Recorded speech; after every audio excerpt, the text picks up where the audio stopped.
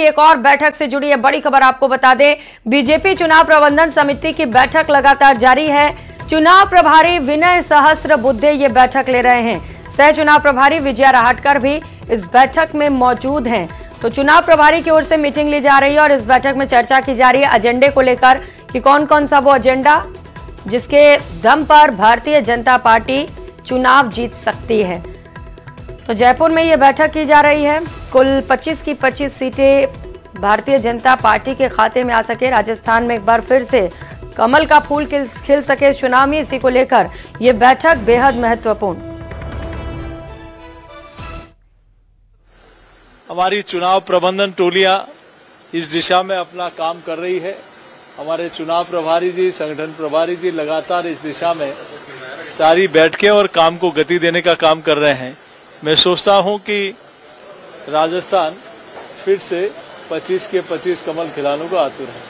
आप देखिए ना, जयपुर में टिकट देके ले लिया, किस प्रकार का अपमानित करने का काम हो रहा है।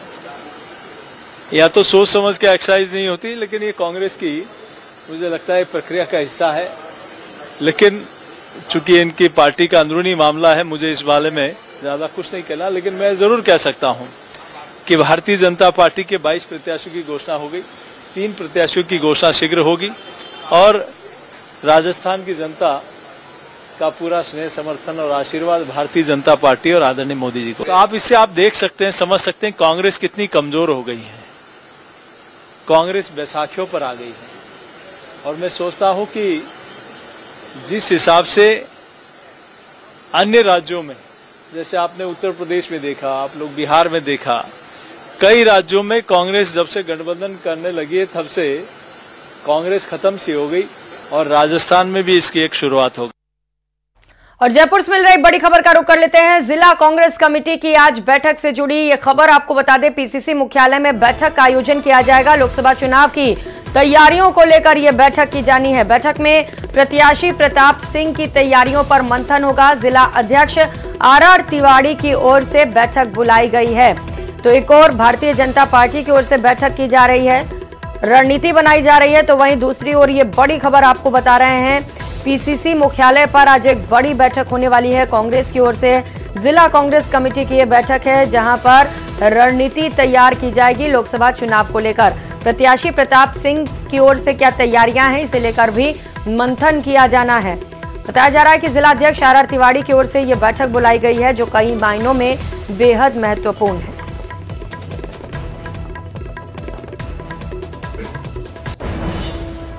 और अगली खबर जयपुर ग्रामीण से है। लोकसभा चुनावों को लेकर सरगर्मियां शुरू हो चुकी हैं। वहीं टिकट वितरण को लेकर अब विरोध के स्वर भी फूटने लग गए हैं। दौसा सीट पर टिकट से वंचित रहे दावेदार नरेश मीणा ने एक सार्वजनिक कार्यक्रम में खोलकर अपनी नाराजगी व्यक्त की। टिकट न मिल पाने की भड़ास निकालते हुए नरेश का वीडियो अब सोशल मीडिया पर वायरल हो रहा है। चाहता हूँ आदरणीय लक्ष्मण जी और आदरणीय मुरारी लाल जी मीणा साहब, ये अच्छा मौका हुआ आप भी यहाँ बैठे हो और इस जनता जनार्दन के बीच में मैं भी आपके बीच आ गया। मैं आपसे पूछना चाहता हूँ कि आदरणीय मुरारी लाल जी और मीणा समाज के जो भामाशाह बैठे, जो नेता बैठे, उन नेताओं से कहना चाहता हूँ, अरे इस बच्चे में क्या कमी है, इस बच्चे की 44 साल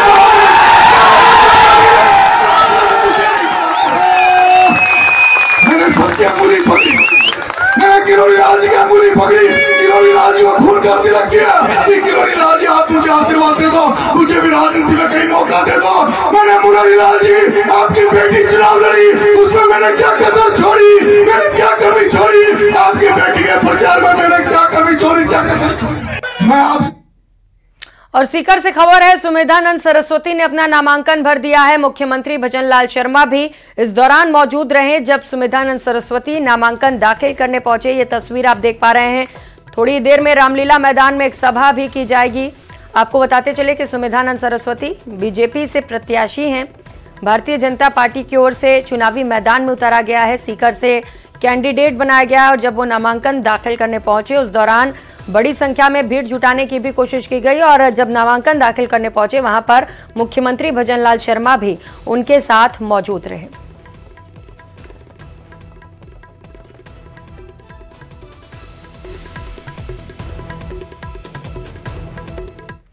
और नागौर लोकसभा से भाजपा प्रत्याशी डॉक्टर ज्योति मिर्धा ने अपना नामांकन दाखिल कर दिया। इस दौरान कैबिनेट मंत्री गजेंद्र सिंह खीवसर और राज्य मंत्री डॉक्टर मंजू बाघमार भी मौजूद रहीं। इस दौरान ज्योति मिर्धा ने बीजेपी की जीत का दावा किया। साथ ही हनुमान बेनीवाल को लेकर कहा कि काट की हांडी बार बार नहीं चढ़ती। इसके अलावा मंत्री गजेंद्र सिंह खीवसर ने भी बड़ा दावा किया कि भाजपा सभी सीटें जीतेगी। नागौर की सीट को लेकर उन्होंने कहा कि चाहे तो ताम्र पत्र पर लिखवा लो, हम नागौर जीतेंगे जरूर।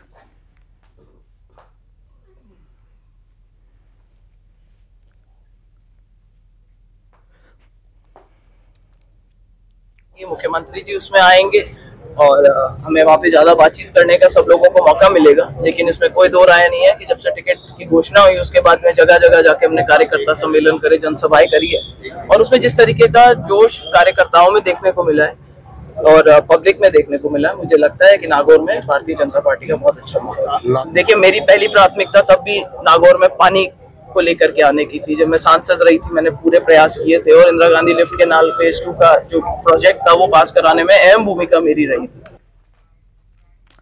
और जयपुर एयरपोर्ट से बड़ी खबर है, जहां पर एक बार फिर से बड़ा बदलाव होने जा रहा है। एयरपोर्ट निजी हाथों में जाने के बाद सबसे ज्यादा काम T2 पर किया गया था। टर्मिनल 2 से ही सभी यात्रियों का आवागमन होता है और यहीं से अंतर्राष्ट्रीय और घरेलू उड़ानें संचालित होती हैं।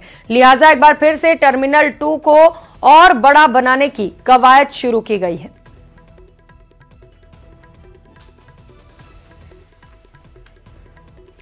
और अब खबर झुंझुनू से है, जहां नवलगढ़ में कस्बे में बीते 1 माह से पेयजल सप्लाई में गंदे पानी का दंश झेल लोगों का सब्र टूट गया। लोगों ने विरोध प्रदर्शन करते हुए जलदाय विभाग के अधिकारियों को चेतावनी दी कि जल्द अगर पेयजल सप्लाई के दौरान आ रहे बदबूदार पानी की समस्या का समाधान नहीं हुआ तो जलदाय विभाग कार्यालय का घेराव किया जाएगा। लोगों का कहना है कि पिछले 1 महीने से बदबूदार पानी आ रहा है, जिसके कारण लोगों को परेशानी का सामना करना पड़ रहा है। बच्चे दूषित और बदबूदार पानी पीकर उल्टी और दस्त के शिकार हो रहे हैं। जलदाय विभाग के आला अधिकारियों को इस समस्या को लेकर अवगत कराया गया है, लेकिन उनकी कोई नहीं सुन रहा। करीबन 1 महीने से हम लोग एक्शन साहब को, जैन साहब को, सबको पानी के लिए अवगत करा चुके हैं। पानी एक मूलभूत आवश्यकता है जो आदमी की बहुत जरूरी है इस समय पे। हमने बहुत बार उनको फोन के थ्रू हमने उनको वहाँ पे इनके अधिकारी आते हैं, खाली एक लिपा पोती के जरिए सुबह आते हैं, यहाँ से लीक हो सकता है, यहाँ से लीक हो सकता है, कहाँ से हो सकता है आप बताओ। अब इस चीज का जवाब अगर हमारे पास में हो, वाटर वर्क्स वाले के पास में नहीं हो, तो हम हमारा निवारण खुद ही कर लेवे। और अब खबर देश की राजधानी दिल्ली से है। आउटर दिल्ली के अलीपुर इलाके में वर्लपूल मशीन तेल के गोदाम में आग लग गई। आग बुझाने के लिए तकरीबन 3 दर्जन दमकल की गाड़ियां जुटी हैं। अभी तक किसी शख्स के हताहत होने की खबर नहीं है, जो बड़ी राहत की बात है, लेकिन कोशिश यही है कि जल्द से जल्द आग पर काबू पा लिया जाए। तस्वीर आप देख पा रहे हैं, दमकल की कई गाड़ियां इस वक्त मौके पर तैनात हैं और कोशिश की जा रही है कि जल्द से जल्द आग पर काबू पा लिया जाए। तो तेल का गोदाम है, इसकी वजह से आग पर काबू पाना बड़ी चुनौती बनी हुई है।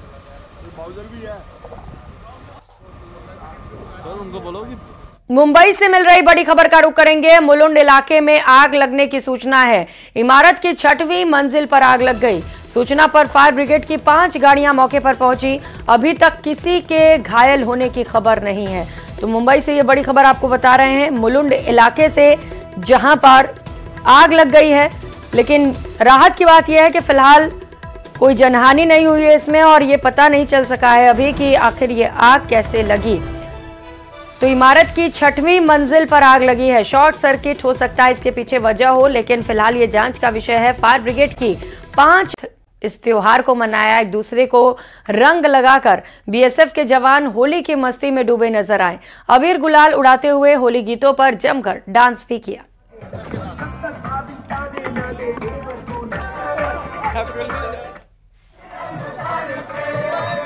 धर्मेश जी, ड्रेस वाले आ गए। धर्मेश भाई, उसके रिप्रेजेंटेटिव यहाँ पर हैं और खूब खुशी से हम लोग होली मिला रहे हैं मिलके।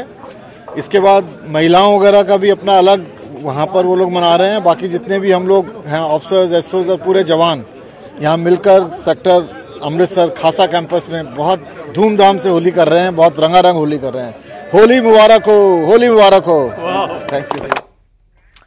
और आज पुलिस की होली है। होली पर लोगों का त्योहार शांतिपूर्ण तरीके से बने, इसके लिए पुलिस ने मुस्तैदी के साथ ड्यूटी की थी।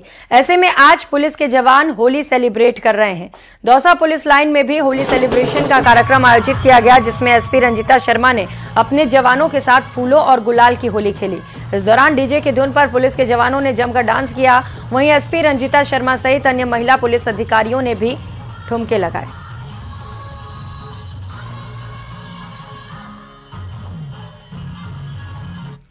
खबर झुंझुनू से है, जहां पर बीजेपी प्रत्याशी शुभकरण चौधरी ने झुंझुनू से ही मौजूदा सांसद नरेंद्र कुमार से मुलाकात की। सांसद नरेंद्र कुमार से चुनाव की रणनीति को लेकर चर्चा की।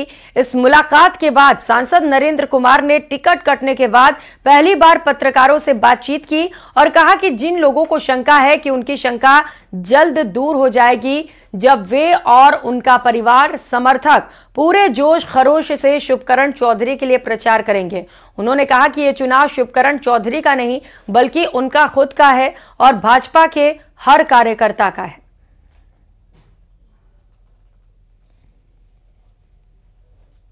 एक ही होती है, काटना शब्द ये अच्छी बात नहीं लगती, क्योंकि जो जिसको मोदी जी के नेतृत्व में जिसको टिकट मिलती है हम उसके साथ है। मोदी जी का सपना है कि भारत को विकसित भारत बनाना है, उसमें हम सब साथ हैं। मोदी जी के नेतृत्व में हमने 5 साल काम किया है।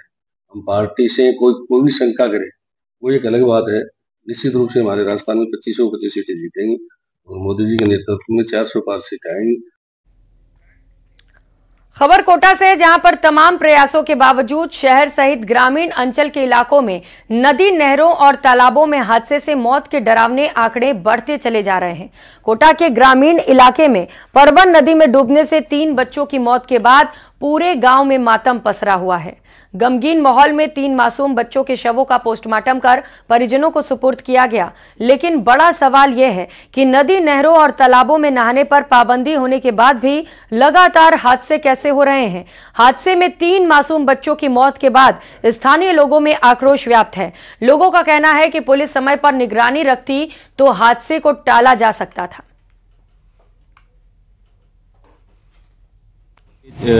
चौकसी भी रख रहे हैं, लेकिन फिर भी सभी शहरवासियों से और ग्रामवासियों से अपील करता हूं कि ऐसी खतरनाक जगह ना जाएं जहां उनकी जान को खतरा हो और त्योहार के रंग में भंग पड़े। तो मेरी सभी से अपील है कि ऐसी जगहों पर जाने से बचें, अपने घर में मनाएं और अपने घर में नहाने धोने का काम करें। और दौसा से मिल रही बड़ी खबर का रुख करेंगे। दौसा सीट से मोहनलाल मीणा ने पर्चा भर दिया है। मोहनलाल ने निर्दलीय के रूप में अपना नामांकन दाखिल किया। कल नामांकन का अंतिम दिन है और ऐसे में लगातार नामांकन की प्रक्रिया को तेज किया गया है। बड़ी संख्या में जो कैंडिडेट्स हैं वो अपना नामांकन दाखिल कर रहे हैं। अब तक भाजपा कांग्रेस के नामांकन दाखिल नहीं हुए। कल कांग्रेस प्रत्याशी मुरारीलाल मीणा नामांकन करेंगे। भाजपा ने अभी प्रत्याशी की घोषणा नहीं की है।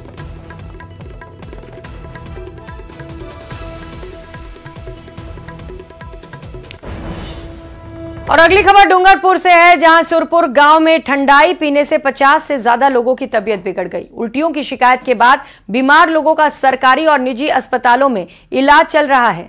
दरअसल सुरपुर गांव में कल होली मिलन समारोह था। होली चौक से लौटने के बाद सभी लोग गांव के चौक पर जमा हुए और युवा मंडल की ओर से ठंडाई पिलाने का कार्यक्रम रखा गया था। दोपहर को ठंडाई पीने के बाद शाम तकरीबन 6 बजे लोगों को उल्टियों के साथ दस्त की शिकायत हुई, जिसमें बच्चे भी शामिल थे। एक साथ बड़ी संख्या में लोगों के बीमार होने से हड़कंप मच गया। जिला अस्पताल में 18 लोग भर्ती किए गए, जिसमें 4 महिलाएं, 2 पुरुष और शेष सभी 12 साल के बच्चे हैं। इसके बाद गांव के हेल्थ डिपार्टमेंट की टीम पहुंची और ठंडाई बनाने में उपयोग में लाई गई सामग्री के सैंपल भी लिए गए।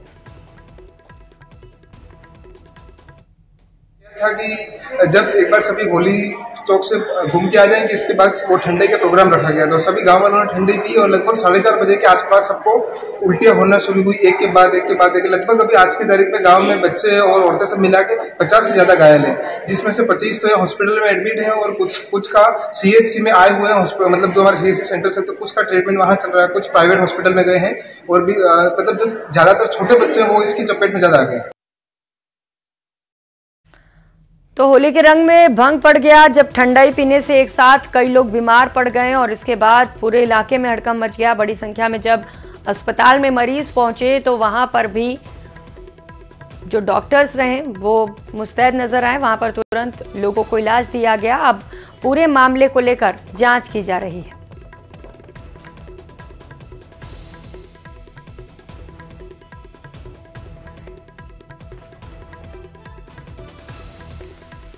और खबरों में आगे बढ़ते हुए कंगना रनौत से जुड़ी खबर है, जहां पर उन्होंने सुप्रिया श्रीनेत के ट्वीट पर पलटवार किया। उन्होंने सोशल मीडिया एक्स पर लिखा कि सुप्रिया जी, एक कलाकार के रूप में अपने 20 वर्ष के करियर में मैंने हर तरह की महिला की भूमिका निभाई है।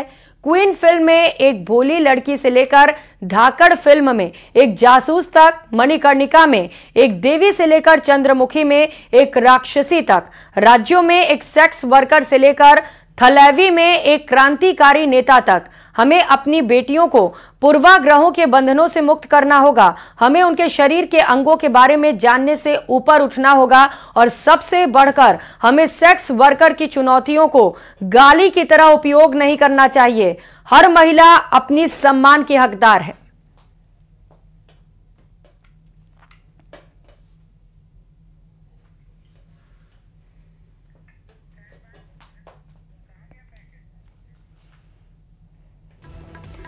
तो बेटियों को बंधन से मुक्त करना होगा। सोशल मीडिया एक्स के जरिए कंगना रनौत ने सुप्रिया श्रीनेत के बयान पर पलटवार किया। उन्होंने कहा कि किसी को भी कम नहीं आंकना चाहिए, फिर चाहे वो सेक्स वर्कर ही क्यों ना हो। हमें हर महिलाओं का सम्मान करना चाहिए, उनके काम का सम्मान करना चाहिए। अब तक आपने मथुरा वृंदावन की होली देखी है, लेकिन पहली बार अयोध्या की होली की चर्चा हो रही है। सरयू तट पर होली की हुड़दंग है और राम भक्त अपने आराध्य के रंग में मतवाले होकर नाच रहे हैं। इस रिपोर्ट में देखिए।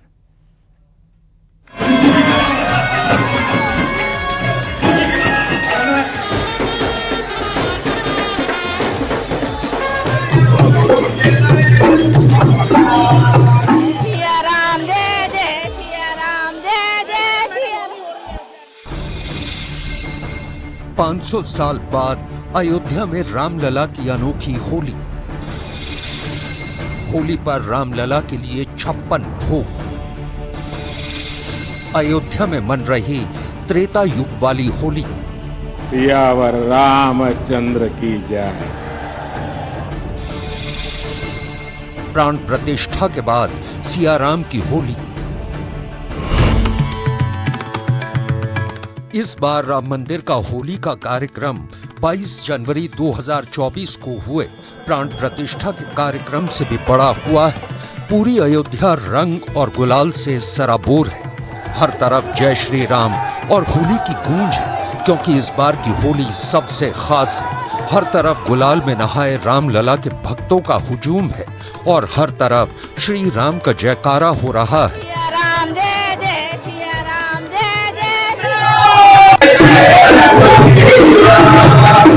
होली खेले रघुबीरा, अवध में होली खेले रघुबीरा।